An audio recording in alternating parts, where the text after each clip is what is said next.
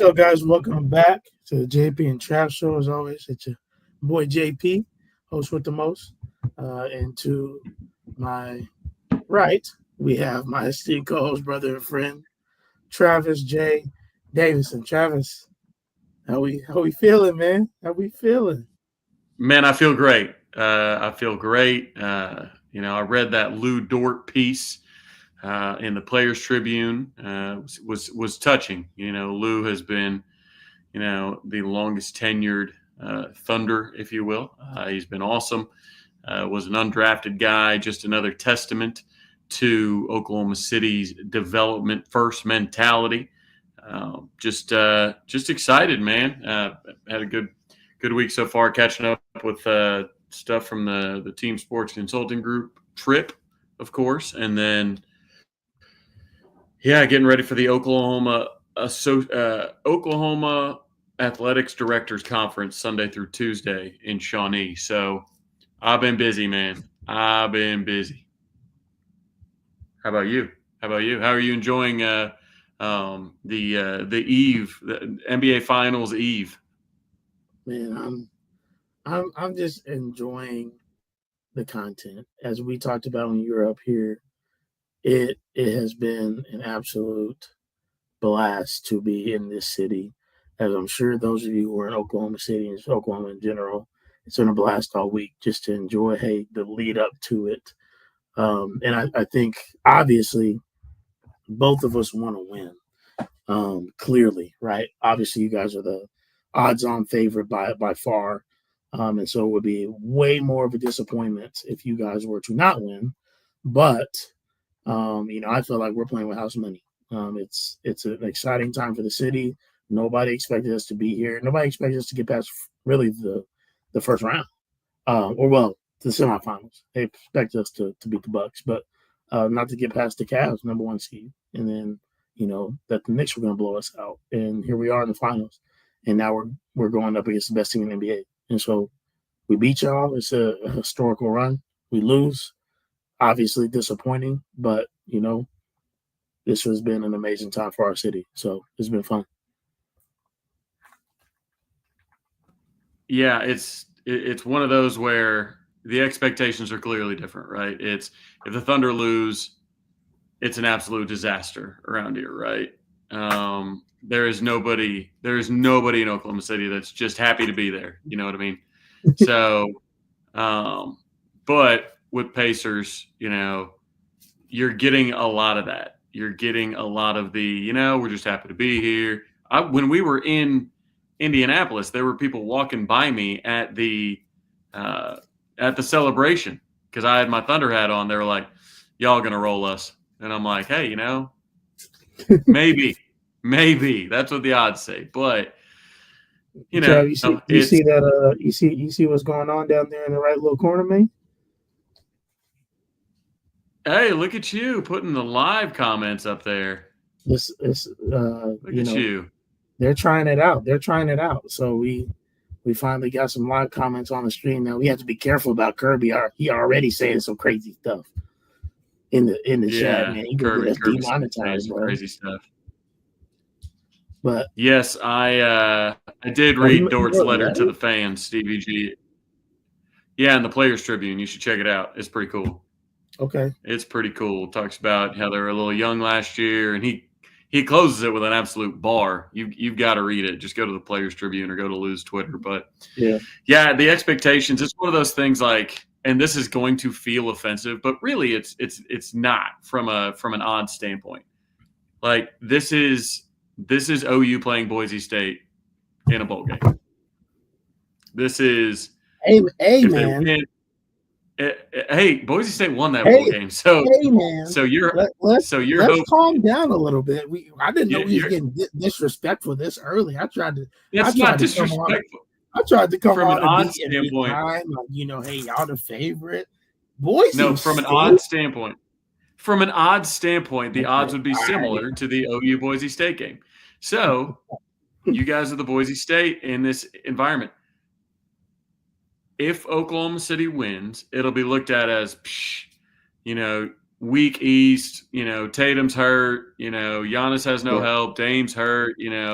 the Cavs, weren't ready and they were banged up, like you should have beat the Pacers, no problem. Like that's not a fun place to be in. Like, yeah, Yeah. you want to win a title. And even they were talking about it as far as Shea Gilgeous-Alexander when they're talking about it as a historic season. And they're like, yes, to be scoring champion, if he's finals MVP, and a champion, like if you run those four, there's only 4 guards that have ever done that. But when they were talking about where the season would rank, it was like, well, it's not as good as Magic's because he beat Bird, like the 86 Celtics. He beat Bird in the finals. And so you have historical, downside to optics, right? The optics are that Oklahoma City should roll. But if they don't, it'll set the franchise back from a PR perspective terribly, even though it's just because probably Rick Carlisle is at that point would be a top 5 coach ever, having to pull off the two of the biggest upsets in NBA history in the finals. But yeah, it's a weird spot to be because like you're confident as an Oklahoma City Thunder fan, but at the same time, you're so expected to win that like it's just a rough place to be. I don't like that in the Western Conference Finals, Nick Wright and all these people were like, oh, once the Thunder won Game 4, at Minnesota, the NBA Finals were decided. Like they're going to beat New York, they're going to beat Pacers. Who cares? That was the game that decided the championship, and I don't know. It's just a frustrating. It's a frustrating place to be. It sounds goofy to say that it's frustrating. It sounds spoiled to say that it's frustrating. Many people would love to have their team be a set minus 700 in the finals. But I will be happy once the championship is won. If we do win it, if we don't, I don't know what I'll do. I don't know what I'll do. Hey, I know it's already bad enough. OU baseball and OU softball ended on the same day. So I know y'all see it. Y'all have gotten to experience me and my passion for the Oklahoma sports world since we've known each other. This is the first time worlds are colliding at this rate. Like the Colts and Vikings have played. You feel me? Like that's happened. But it's not in a place of consequence. This is the finals. If it were the Super Bowl, yeah. So like listen, y'all. It's all love. I know y'all love me. I love y'all. And it's gonna be a fun week. And you're right, the pressure is all on you guys, which is amazing for me because we're being talked about, like you said, like, oh man, they're gonna get spanked, they're gonna get rolled over. But you know what? That's been the MO really the entire postseason for us. So that's nowhere new. Now, Trav, I want you to, and then we can get into some analysis, man. Can you explain just what, from your perspective, what it was like? Because I could explain it, but it's going to sound, I feel like, extra coming from me. You were with me. Travis was with me this weekend on Saturday night when the Pacers clinched a trip to the finals. And we walked, as he said, to Gainbridge Fieldhouse, and people were talking to him a lot. But can you just describe the atmosphere that we saw Saturday night, man? Yeah, it was incredible. Luckily, I was there for Game 4's win and Game 6's win. It was fantastic. What I like about it is, like, you could really feel the historical hate between Indiana and New York. Like, there wasn't. Oh my gosh, could you feel it? Like I can't imagine. Like, I wasn't in Oklahoma City when we clinched, but like I can't imagine that people were going around, chanting "F Minnesota." F the Wolves, like over and over. Like, it's just not, like, it is what it is. Like, we won the series. They were probably chanting OKC or, MVP or, whatever. They were probably chanting that kind of stuff. After the game, these people still, I mean, we heard one anti-OKC chant after we'd been there for like an hour, it felt like. But for the most part, it was Knicks. Like people just hate the Knicks in Indiana, and that's what was so cool. Obviously, they've got a lot of history in the playoffs against each other in the East, but like the atmosphere was incredible. They were just glad to be by the Knicks. I think you could have asked a decent amount of people in that crowd who they played in the finals, and I think I could have found some people that I would have no idea because they were so focused on hating New York, which is great. I hate New York too. I think Knicks fans are insane. I think they are front runners. I think they are. I think it's a very celebrity type, crowd. It doesn't get as loud as MSG should. Maybe that's just me channeling my Trae Young, because Trae Young is the biggest villain in Madison Square Garden. So, yeah, I don't know. It was a great atmosphere. It was great walking around with cigars, and I was being nice. I was taking photos for people. People were trying to do these weird selfies. I'm like, I got you. I'll take care of you. So I was being very nice, very hospitable. A kind tourist, if you will. And a couple people did see the hat afterwards, and they're like, you guys are gonna roll us. Yeah, it was a fun time, man, and we were in very close proximity with one Reggie Wayne, which was really fun. Yeah, we were up in the VIP with Reggie. Yep. So that was fun. It was just a great night, man. Obviously historic for me, but I love that you got to see, the city and how much they support. Honestly, Indianapolis and Oklahoma City have a lot, I think, in common. Even David Holt, the mayor of Oklahoma City, had mentioned that, hey, like, Oklahoma or Indianapolis is really the blueprint for what we want Oklahoma City to be like. And he's really right, because if you look at it, Indianapolis was a central city in a state that's considered a flyover state, right? And they have made themselves, like, we host so many huge events all the time, right? The NCAA is here. We do an amazing job. Super Bowl's been here, like so many different things. And there's a thing called Hoosier Hospitality, right? That's a real thing. And the way we host things. And I think Oklahoma City is now like becoming that same type. We're both, Indianapolis and Oklahoma City are two of the fastest growing cities in America right now, in their own rights. But Oklahoma City, like with the way they invest in softball, right?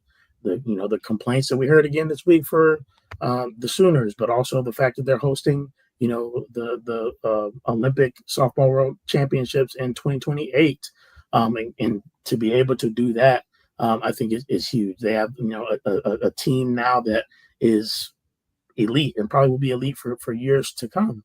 And so, lots of exciting things happening in Oklahoma City as well. And if you've never been there, for those of you who are not from Oklahoma, because I know the majority of you are, you got to go. I'm trying to take Kirsten. Kirsten's never been to Oklahoma City. So I'm going to take her next time we're down there. But, Yeah, got to. I keep coming to Indy. I've been there. I've been there 3 separate times where I left Indianapolis, came back, left the state, came back. Now 3 times in the last, 4 times in the last like 2 years, right? Whenever the Cincinnati game was. So starting in Cincinnati, that's been 4 trips. Yeah. That's pretty significant. But yeah. Yeah, I'll be excited to go. If team sports for some reason hits a lick and gets about 10 teams signed up in the next week, I'll maybe I'll come up to a game. But I'm going to do all I can to get some games in Oklahoma City. I don't think I'm going to be able to make the trip. Anyways, you want to tell Stevie why you're a Pacers fan? Bro, is that a real question?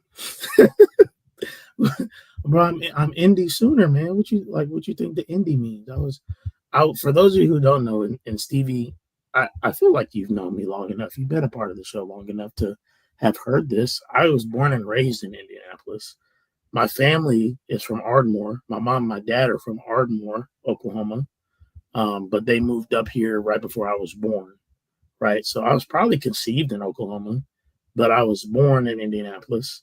And I lived there for 15 years, moved to Arkansas for 2 years, went to high school, came up here in Indiana, and was part of a basketball program up in Northern Indiana, NAIA College. and then have been here since.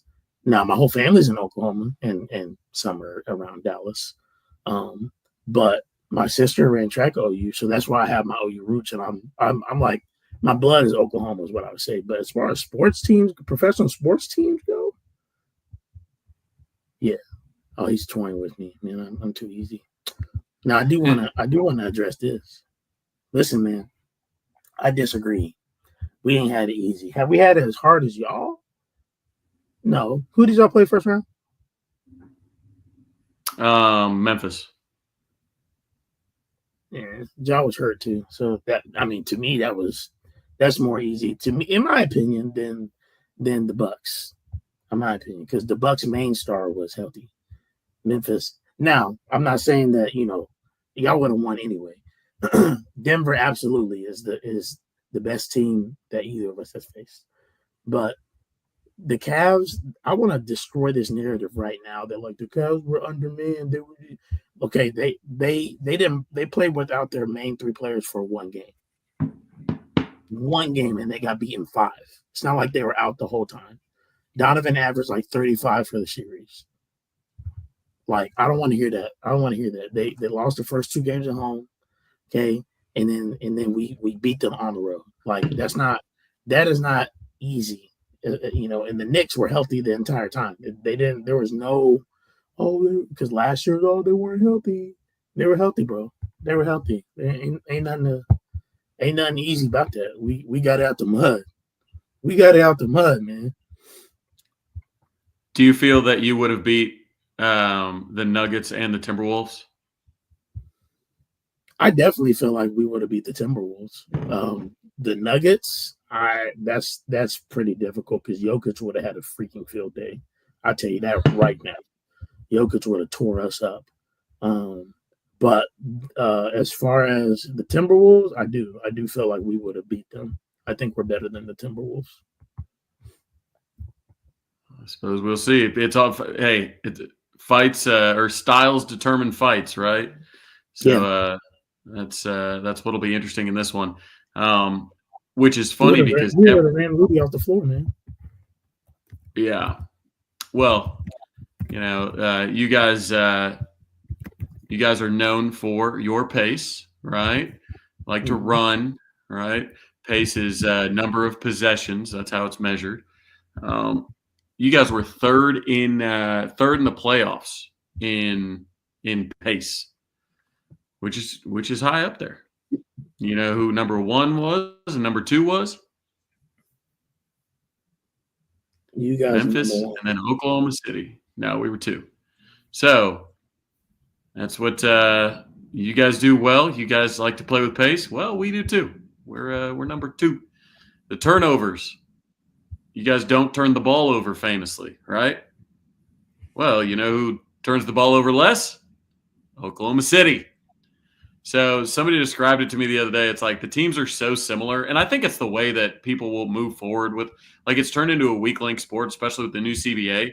You're not stacking stars anymore. You're not getting a traditional big 3. You're not teaming up with 3 all-stars and big free agent signings to try and bring them all to LA or bring them on to Dallas or bring them on to Miami or bring them into New York. Like you're just not having that anymore. So I don't think it's an accident that you're seeing 2 teams that go super deep on the bench, that like to run and use their depth and youth and, get transition buckets, force turnovers, wreak havoc a little bit. I don't think it's a mistake that you're seeing both of those styles meet in the finals because you essentially have two teams cut from a similar cloth. Now, I think the main difference is obviously the defense. I mean, Oklahoma City historic defense has probably, if Chet would have played enough games to qualify, and if Caruso would have played enough games to qualify, you're looking at maybe 6 people receiving votes for all defense, with one being Lou Dort, who was finished 4th in Defensive Player of the Year voting, and then Jalen Williams was second team. So that's going to be what it comes down to. And I think it was in the 2 games against Oklahoma City, I think Tyrese Halliburton had like his lowest usage versus any team all year. He became passive. Lou Dort wouldn't let him get the ball. The stat I heard, and I'll have to, see if this is accurate, but the stat I heard, JP, was that Lou Dort defended Tyrese Halliburton on 122 possessions this season. And Halliburton scored 8 points on those 122 possessions. So if we can sick Lou Dort on Halliburton and he can be as effective as he was in the regular season, which I know regular season, postseason, two different animals. But if he can be that effective, then it's got to be the pass. I think the easiest way I think the only way that the Pacers can win the NBA Finals is if Pascal Siakam is the Finals MVP. Like, I think that this series goes as Pascal Siakam goes. Are you muted? You're muted. Gotcha. I don't disagree with that. And I think Tyrese is okay with that. If he has to get, 15 assists and have 10 points, he's okay with that. That means Pascal's scoring 30. That gives us the best chance to win. This type of player he is. Now I do think, historically, I think we're like 31-4 when he scores 20 plus points, Tyrese. So, I think it would be a good thing for him to be aggressive.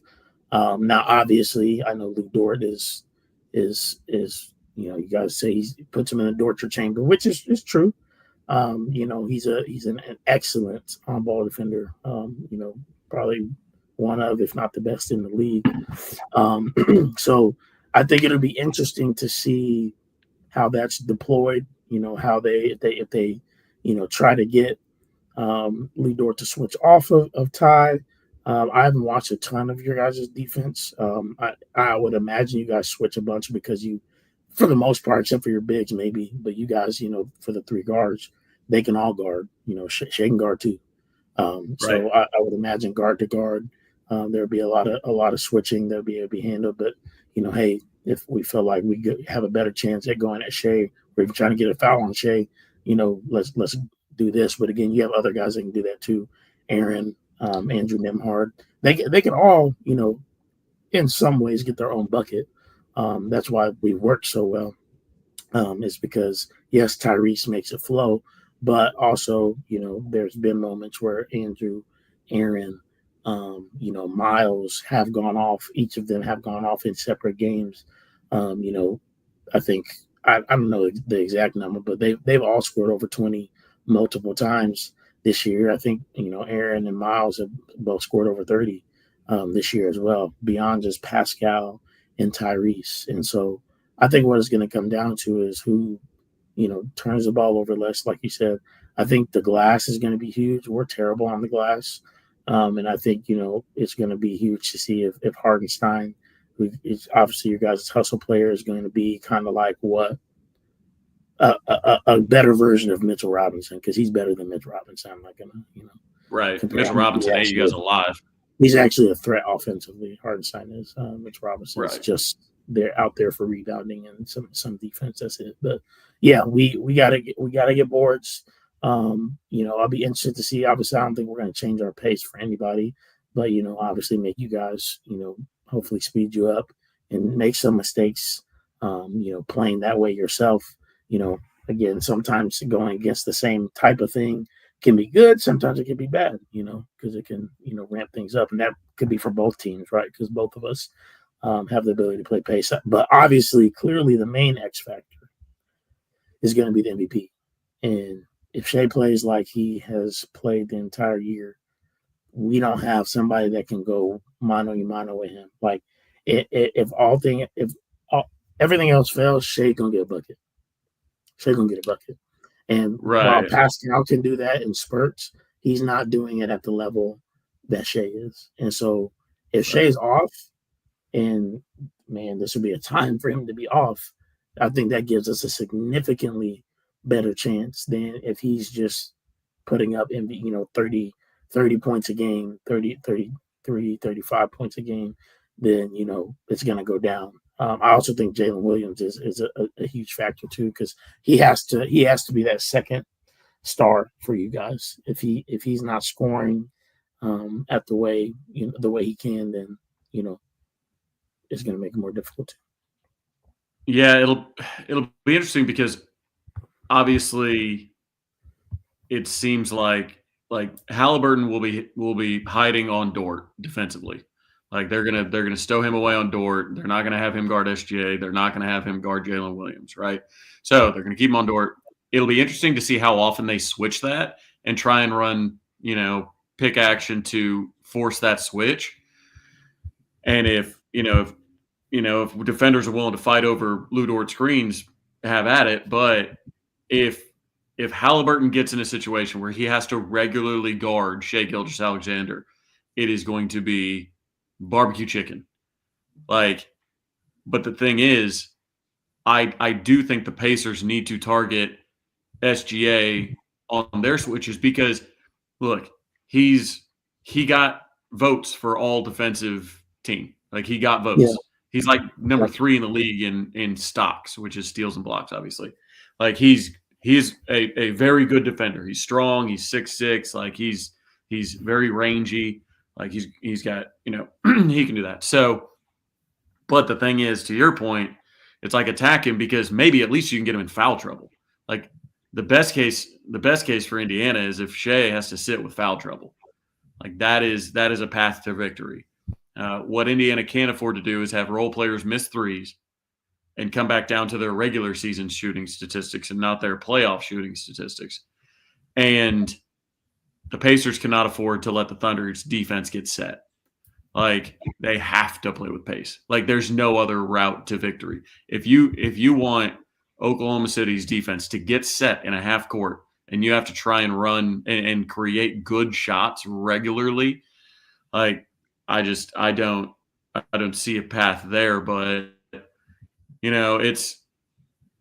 I'll be interested to see if those shooting percentages stay the same because you got dudes on the Pacers that are shooting like above 50% for 3 in the playoffs that are like 30 to 35% regular season shooters. And they're just shooting out of their minds. Now, the Thunder like to give up a lot of threes, a lot of corner threes, which they will pay for those if the Thunder allow them. The Pacers are good enough to hit them. But man, the Pacers as a whole have been hitting an insane number of threes compared to their regular season stuff. But the Thunder are only 13. Everybody. And Nembhard was like 29% in the regular season. And he's like 52. Nembhard is definitely, it's crazy the way he's out of his mind right now. Stepped up his game after shooting 29%. Aaron Nesmith shoots like 42% though for the year, which is insanely high. Well, but like I think it's like what Thomas, Siakam, like a bunch of these guys are shooting like the only one that's shooting like below his regular season average has been Tyrese Halliburton, I believe. Yeah. But he puts up a lot of game and I think some of those are late in the clock. Like shoots 39% from 3. That's pretty dang good. Yeah. So but yeah, I just think oh gosh. So no, there are only a few passes for the Pacers to pull off this. They got to avoid getting in a half court. They got to make their threes, and they got to get Shai in foul trouble. I think if they don't do those 3 things combined, then they might be in trouble. But that Lou Dort stat's the craziest thing to me. 122 possessions. Lou Dort defended Tyrese Halliburton on 122 possessions this year, and Halliburton had 8 points. Mm-hmm. Yeah, that's gonna have to change. Tyrese gonna have to be, and Rick Carlisle is a future Hall of Fame head coach. I know that Rick is gonna have plans to free tie up a little bit. Now, obviously, our style of play, it's not a bunch of set plays. It really is predicated off of organized chaos, players trusting each other, having a concept But being able to make reads and know each other well enough. That's how. I mean, that to be honest with you, while sets are great in some instances, that's how basketball is really supposed to be played in its purest form. That's what we did when we won our state championship. I call some plays sometimes, but I wasn't rigid. But I let our boys just, hey, simple 4 out, 5 out. If you guys want to do dribble handoff, you can. If you guys, want to do, high screen, you can. Whatever. They trusted each other. I trusted them. And when you have a team like that, you can watch film all you want. You can kind of look at tendencies, but you're not going to be able to say, oh, when this happens, because again, they're playing off a feel as opposed to, okay, we're going to do a double high drag screen, or we're going to do America's play, whatever you want to say. You're not going to be able to have an idea all the time. But sometimes that can lead to also just chaos when maybe you don't have plays, and that's something that sometimes you can run into. I think the Pacers have sometimes run into it. You get to 6 seconds on the shot clock, and you're like, what do I do? Right. I do think it's going to bite Halliburton and probably McConnell a couple times this series. Both of them love to drive baseline, jump in the air, and then make the pass. Like, in growing up playing basketball, we were always taught never leave your feet, right? Like, never leave your feet. But both of them, multiple times in that Knicks series, got onto the baseline, left their feet, and then had to whip a pass out. A couple got stolen. Like, it's just they get into that late shot clock panic. Gotta go. Let's whip the ball around. And now I'm under the basket, all the passing lanes. All the gaps are covered. Like, and then they just panic. So, yeah, I think when you just need a bucket, it's obvious that Shai and honestly Jalen, like, we get going in just one-on-ones, like how Minnesota played us early. They didn't go with a zone, and I'm glad that Denver played a ton of zone early to get Oklahoma City reps and reps and reps. So I like that Jalen's got the confidence to handle his own now. SGA's got the confidence to handle his own now. They can run those, and again, it's just one-on-one. I don't think the Pacers have somebody that can regularly stay in front of either of those dudes in the one-on-one game. They're just gonna have to run a lot of help, and gonna have to leave Caruso, Dort, Wallace, Chet, all these guys open from 3-point. Yeah. So I think Andrew's probably our best bet, but he's smaller than Shai. So even if he cuts him off, like, Shai can bump him and get some space. And we'll be able to shoot over him. I think Andrew could do a pretty good job on him, but again, as he's one guy, I think Aaron's obviously the bigger guy, and that could work, but his lateral quickness isn't always there, in my opinion. And so it is going to be a daunting task defensively, and you guys are by far and away superior defensive team. By far and away. Well, the goal is, like, our luxury on defense is we can put Lou Dort on whoever their best player is, and the guy's probably not going to go off. Probably. But, like, you could just have a crazy shooting night, but, like, he's not going to just cook Lou all night long. Well, like, what's nice about that is Lou's not all that important to our offense. So, like, if we, if it's a situation where we have to put, somebody else in and get some quick buckets and catch up to somebody or whatever, right? Like, he's not highly important in the offense. I feel like Andrew is more important to the Pacers offense than Lou Dort is to Oklahoma City's. Right. So it's like you have this guy out there that you can throw on him. And then again, if he gets into foul trouble, he doesn't have to worry about foul trouble because we can just put Caruso in or Cason Wallace or somebody like that. Like, we've got other bodies to throw. But I think, shout out Andre Roberson. Like, I think you want a guy like that that's like, he can afford to get some fouls. He can afford to play aggressive. He can use all of his energy on the defensive end. I mean, that's what you remember when Steph was running around and be like, all right, I'm just going to be off ball motion the entire night. You're going to have to run through screen after screen after screen. I'm going to run. I'm going to just all this stuff off the ball trying to get open. And it was just these guys were doing cardio trying to keep up with Steph. And by the time the fourth quarter came, they were a step late on every screen, everything like that. Like Dort doesn't have to worry about that necessarily because he just he can rest. He can rest at the 3-point line on offense at all times. He terrifies me when he tries to dribble. I hope he doesn't try and take anybody off the bounce. But, yeah, Lou Dort, it's a luxury for sure. Yeah. Gotcha. What's your score prediction for game 1? Score prediction for game 1. I'm going to go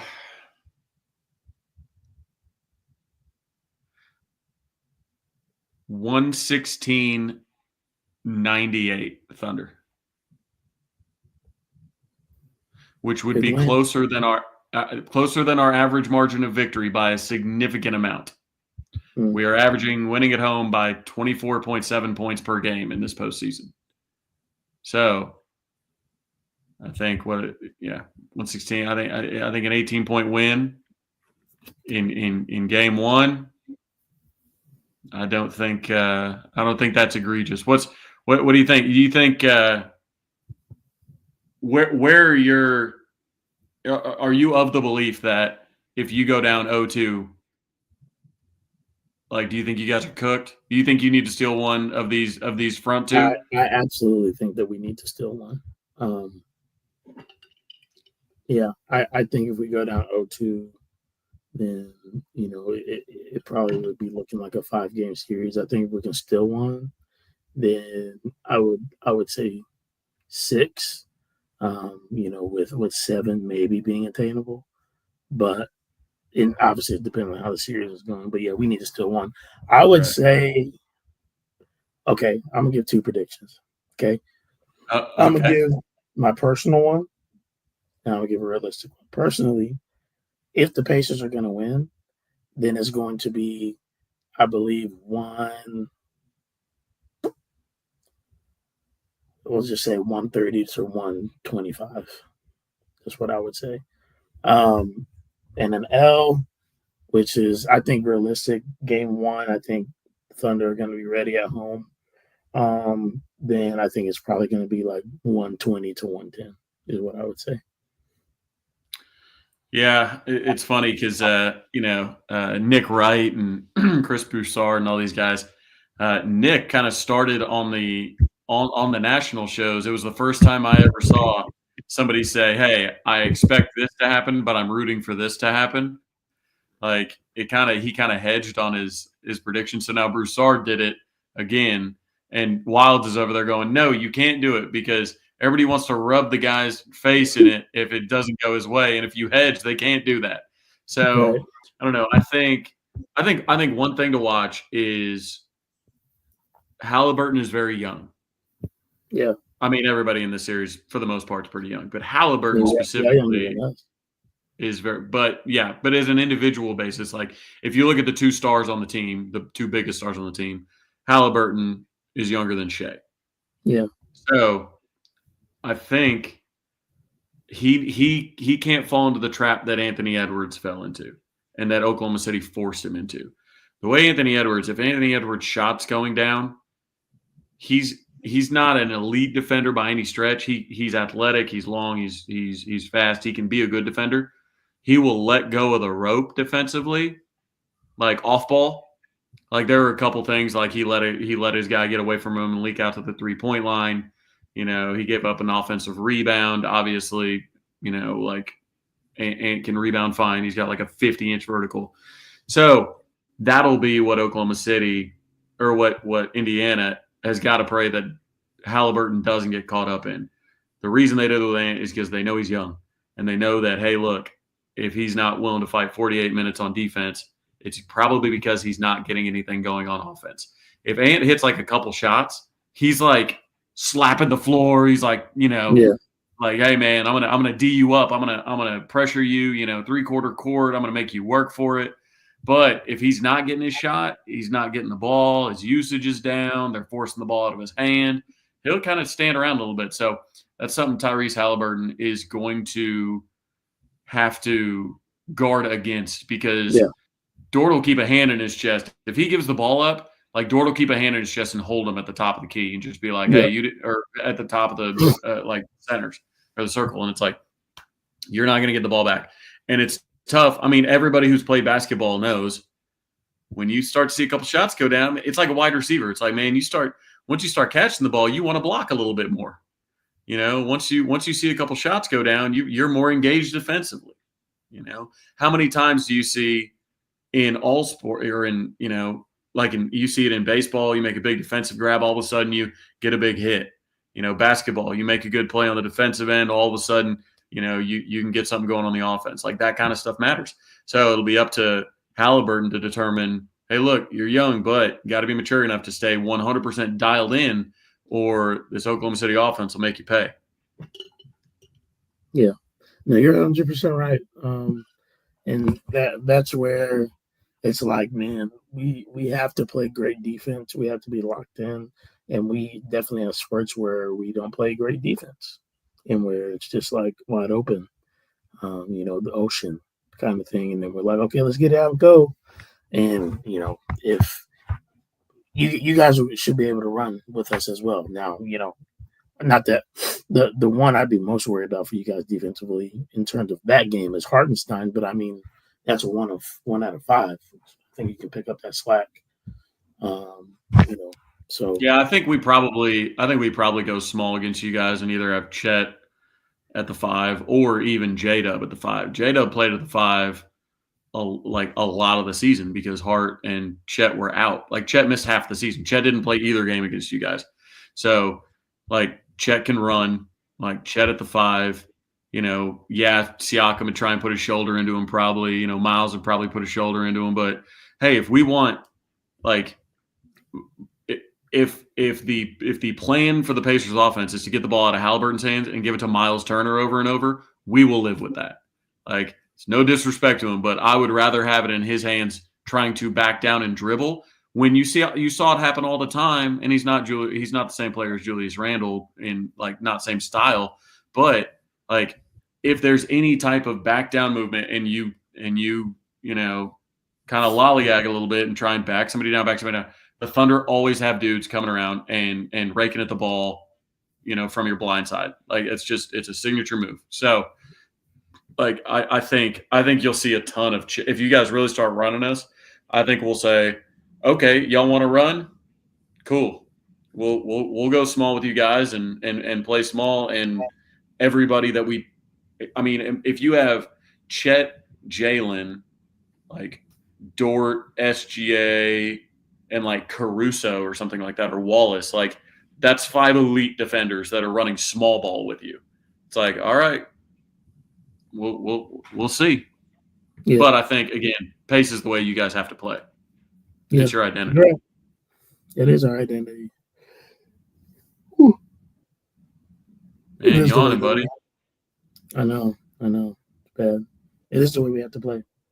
You're right. So I guess we'll see, man. Tomorrow night, 8:30 p.m. Eastern time, 7:30 Central time. We'll find out. I'm excited, man. I'm excited. Do we need to remind people what the bet is? And are we doing the bet live, like next time we're live together? Are we doing the bet next time we're live together? Or, you know,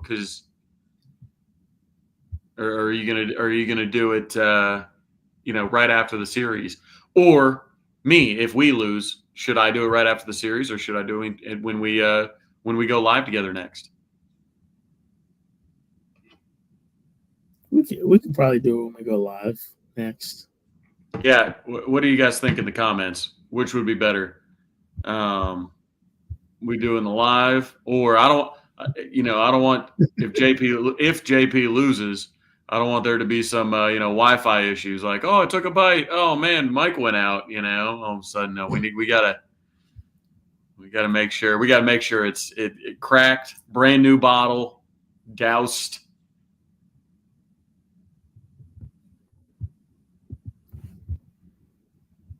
Got to do it live. I think live makes the most sense. I'll be coming through week 3 of the football season, and it'll be here before we know it. So we're gonna go live from St. Elmo's. That's the plan. I don't think we can bring in a bottle of Da Bomb into St. Elmo's. Oh, that's what we're doing. I'm tripping. I thought we were doing. I forgot that that's what we decided to do. Not a St. Elmo's tab. Yeah, you can financially wreck somebody in St. Elmo's if you're not too careful. Yeah. Plus, that's not nearly as fun for the viewers, for the content. Yeah.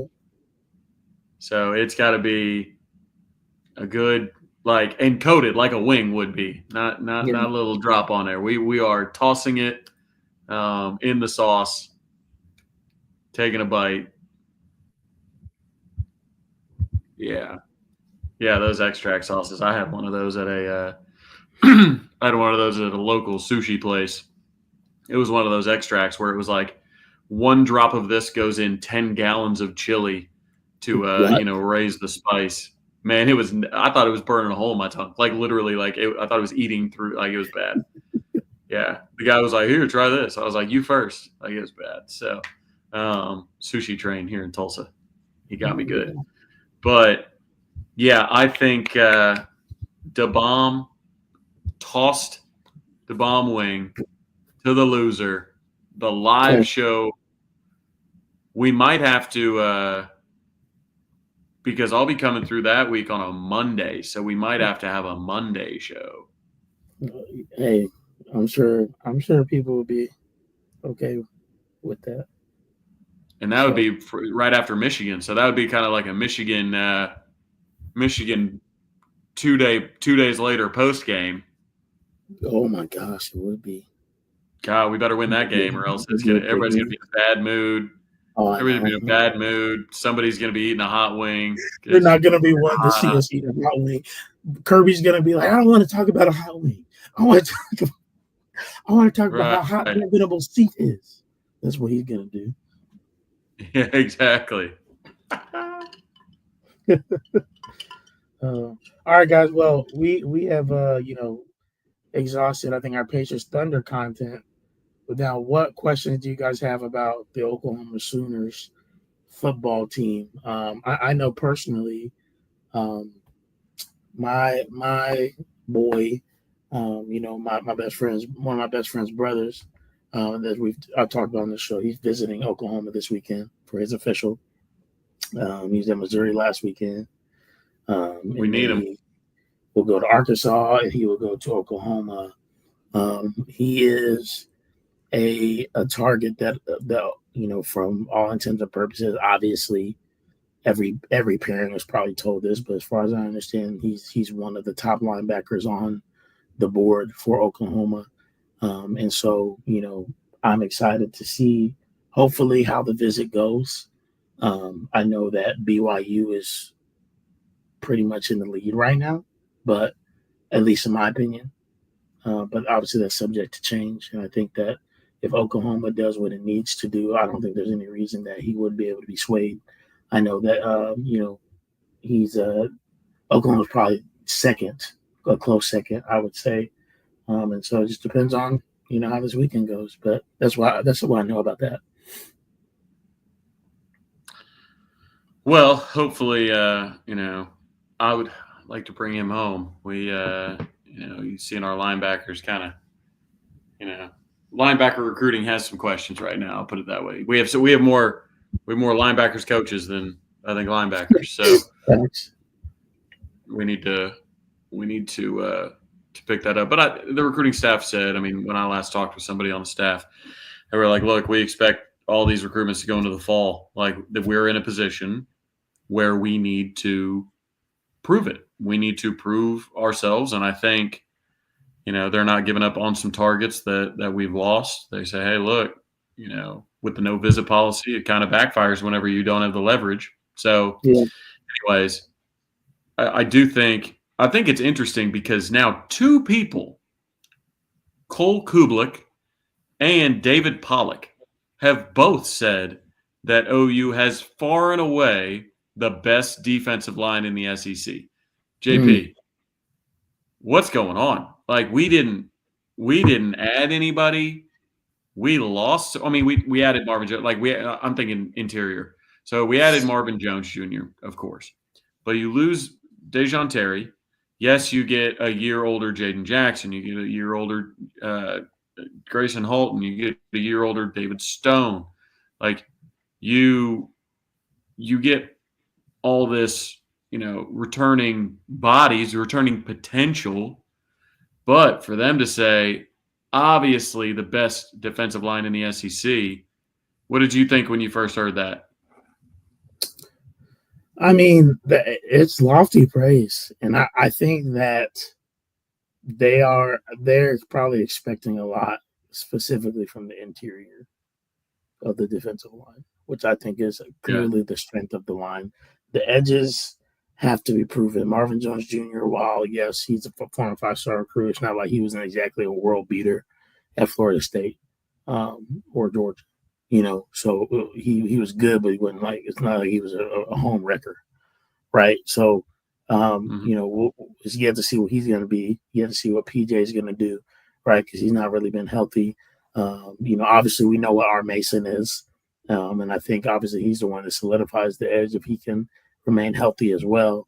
But you're talking about a healthy R. Mason, Jaden Jackson, Grayson Halton, David Stone, like Dominic Williams, like those are like Grayson Halton, Dominic Williams, Jaden Jackson are big names at this point. Grayson was one of the best defensive tackles in the SEC last year, like in terms of his disruption rate, like legitimate. They're all NFL players. I know that much. They're all NFL players. And y'all know Grayson. I don't know. That's what he's done. Those are the facts. Like Jaden started at Oklahoma University as a true freshman. David Stone looks like a beast, and obviously was a 5-star plus player, and showed some promise as well. And you know what Dominic Williams is. So like the interior alone, you're like, dang. And then if Marvin Jones Jr. can get any better, R. Mason is R. Mason. And if PJ does what PJ does, you still got potentially Danny Okoye right over there. There's a lot of potential in that defensive line. Taylor Wine going to play a lot. Yeah. There's a lot there. I mean, most talented defensive line since when, I don't know, but it truly feels it. I mean, I don't know when the last time we had 2021 4 future NFL picks in that, like just on the interior. Yeah. I mean, because I don't know who would be the lowest pick among them, but like you've got a good amount of NFL talent there. And, that's one thing that Jim Nagy says he's going to bring, traits, NFL traits, right? Size, speed, length, right? Athleticism, explosiveness. So, yeah, I'm excited about it. I especially the youth of it, Stone, Jackson, those guys, be able to carve out a big role and be here for, a couple more years, or at least, another year. It's just weird after 2, 6, and 7 years in the last 3 years that you've got David Pollock and Cole Kubelik in 2 different podcasts. Like, it's not like they're on the same show or anything like that, and they weren't agreeing or anything. They both said it independently of each other. OU by far has the best defensive line. It's like, okay, bro, if Mateer, if the offensive line can stay healthy, if Ott returns to 2023, we're into 55 minutes now, so I'm not going to start pumping sunshine all of a sudden, that off-season sunshine. But other people are doing it. Don't take my word for it. Yeah, don't take my word for it. We got to see. We got to see what happens. But yeah, you're right. I mean, the buzz around Mateer is way different than the buzz around Arnold was. The buzz around Jackson felt forced, and we obviously we heard things last year about, hey, don't look good. And we were all like, well, Jackson's a new quarterback, and Brent Venables goes hard. And this, a lot of that was true, but those haven't been nearly the same reports that have been coming out this year. So we'll see. I think I can confidently say, outside of more catastrophic injuries, that we will be much better as an offense. I don't have a problem confidently standing 10 toes down on that one. I'm confident Right. in that. Now, will we be top 30? I don't know. I'm not going to sit here and say that. But if we were top 40, hell, if we were top 50, that would be a significant improvement, which is crazy to say, but it's just the truth. Yeah. No, I'm usually not one to tempt fate and say it can't get worse. Like I'm always the guy that it can always get worse. It can. I don't think it can get worse than last year's offense. That's the Barring, exception to the barring rule. injury. Barring injury, I right? I don't think, but like it would have to be catastrophic injury. Right. Like you would have to have Mateer and Hawkins and 4 starting linemen, probably 5 starting linemen.